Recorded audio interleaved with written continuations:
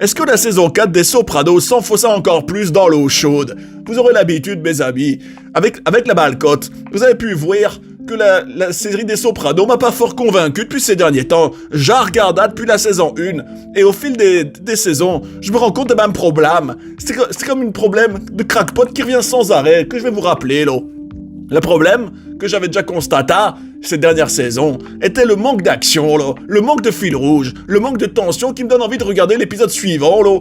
Alors la grande question que je vais vous poser pour la saison 4, à laquelle on va répondre ensemble, est-ce que la saison 4, là, a corrigé les erreurs des 3 saisons précédentes, là? Est-ce qu'elle m'a plus captivé, là?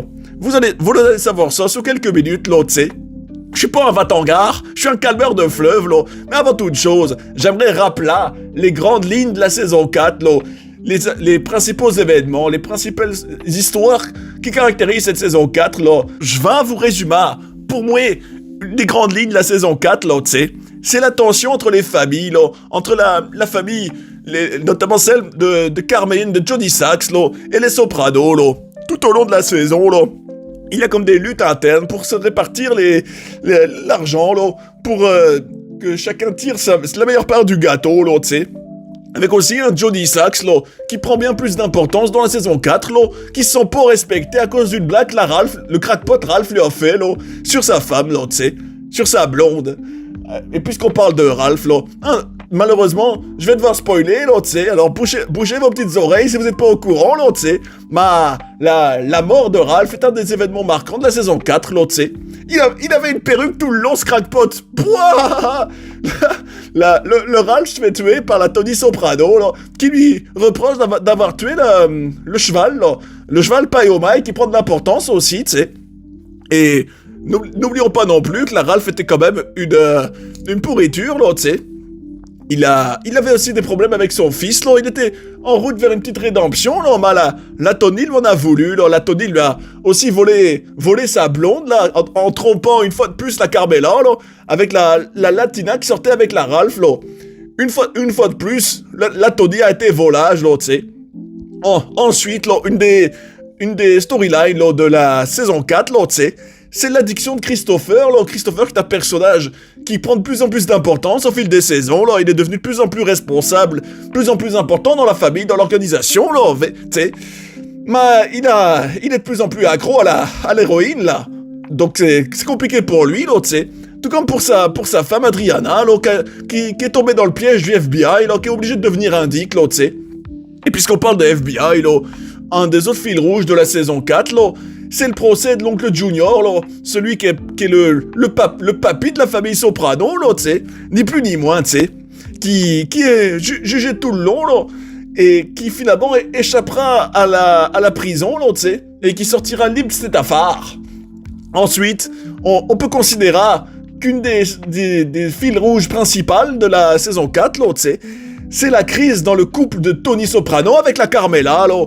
La Carmela, elle est comme amoureuse de la Furio, là. Mais la Tony Soprano, il est infidèle tout le long, là. Il la trompe avec la Latina qui sortait avec la Ralph, là.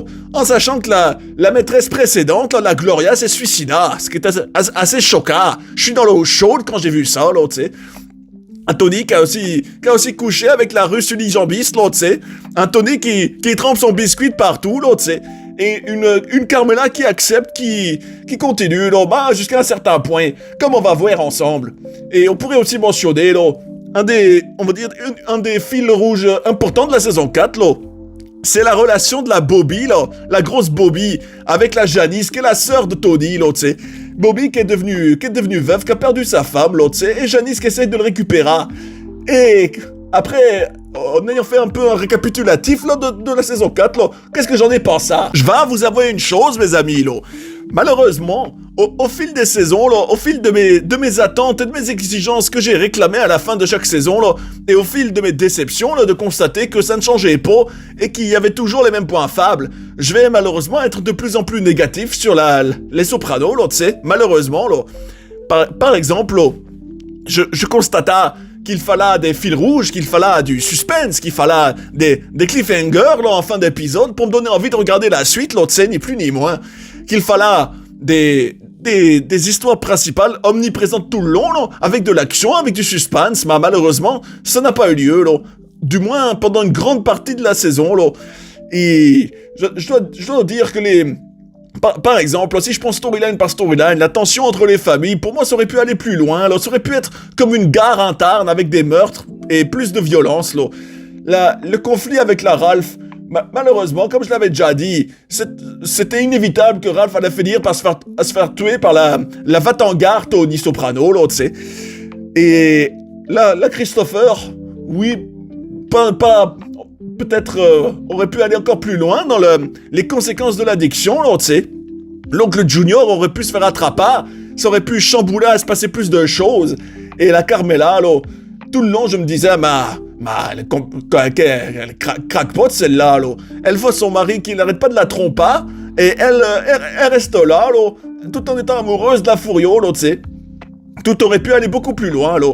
Et il y a plusieurs épisodes de la saison 4, là, où à la fin, je me sentais comme Floua. Je me sentais sur le 220, là, tu sais. Je me disais, comment ça peut se terminer comme ça, là? Il y a rien qui me donne envie de revenir, là.